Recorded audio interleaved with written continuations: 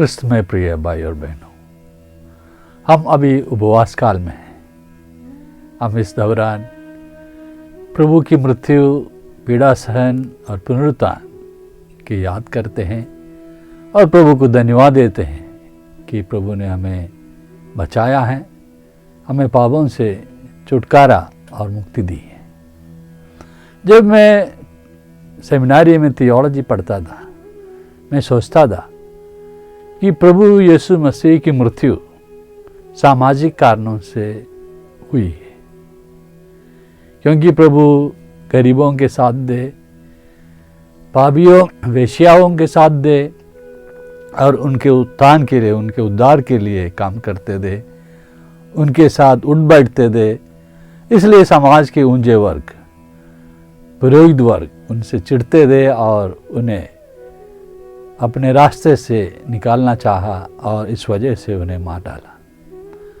लेकिन बाद में मैंने ये समझा बात ऐसी नहीं है। आइए जरूर ये दी कि प्रभु गरीबों के साथ दे, पापियों के साथ दे, समाज के निचले तबके के साथ दे, लेकिन उनके मर जाने के कारण और कुछ है।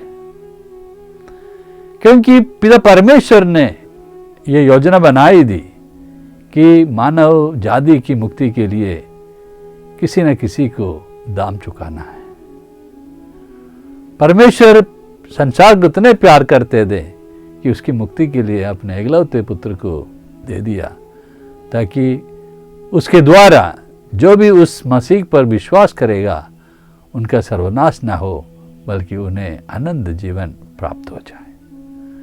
और जब प्रभु यीशु ने ये समझा, ये जाना कि पिता परमेश्वर की यही इच्छा है कि मुझे ही वो कीमत चुकाना है, दाम चुकाना है, तो प्रभु इस बात के लिए तैयार हो जाते हैं और इस दरार पर अवतरित होते हैं और हमारे लिए क्रूस पर मरते हैं। मैं इस बात इसलिए कहता हूँ क्योंकि अगर सामाजिक कारणों से प्रभु की मृत्यु होती है तो प्रभु उनसे अपने आप को बचा सकते थे, क्योंकि प्रभु परमेश्वर का बेटा है। हम लोगों ने यह भी देखा है कि प्रभु अपने आप को बचाते हैं।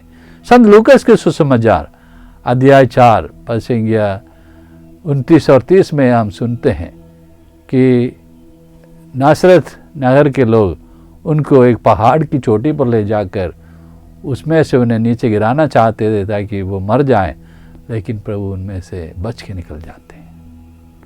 और एक दूसरी बार संत यूहन्ना के सुसमाचार में हम ये देखते हैं, अध्याय 7 पद संख्या 44 में, उसमें लिखते हैं, जब प्रभु को लोग बताते हैं कि वो दाऊद के वंशज हैं, तो कुछ कहते हैं कि तो फिर उनको बदलहम से होना चाहिए, तो विवाद छिड़ जाते हैं। तो कुछ लोग उन्हें गिरफ्तार करना चाहते थे, लेकिन लिखा है किसी ने भी उनके ऊपर हाथ नहीं डाला, क्योंकि उसका समय नहीं आया था। और आगे भी संत यूहन्ना के सुसमाचार अध्याय 8 पद संख्या 59 में लिखा है कि वे उनको मार डालना चाहते थे, उनको पत्थर से मारना चाहते थे, लेकिन वे उनके बीच में से निकल गया।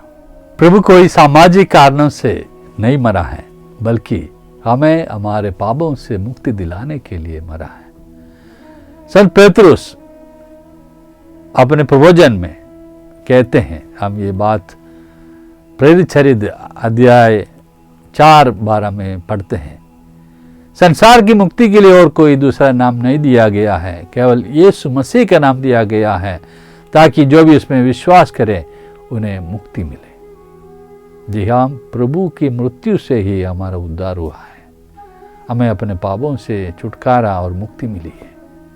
इसलिए हम इस दौरान, उपवास काल के दौरान, इस बात पर मनन चिंतन करते हैं कि प्रभु कितने महान हैं कि वो हमें बचाने के लिए इस दरार पर आए, पीड़ा सही, वेदना सही, दर्द सहा और हमें हमारे पापों से, हमारे रोगों से, हमारे संकटों से हमें हमारा उद्धार किया।